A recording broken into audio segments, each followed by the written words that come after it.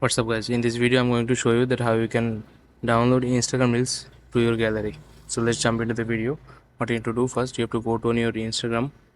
After going to your Instagram, what you need to do, you have to go to on this profile option. You have to click on this.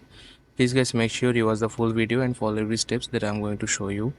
After going to your profile, what you need to do to download any reels from your Instagram, you have to click on this reels option.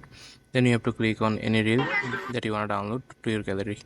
After going to reel, you have to click on share button in the third option, like just like this. Clicking on this, you can find the option called download. Just like this, in the fourth option, you have to click on this download. Then your reel will start downloading. So after the reel will download it, you can find your reel to your gallery. So this is how you can download any reel from Instagram to your gallery without any app.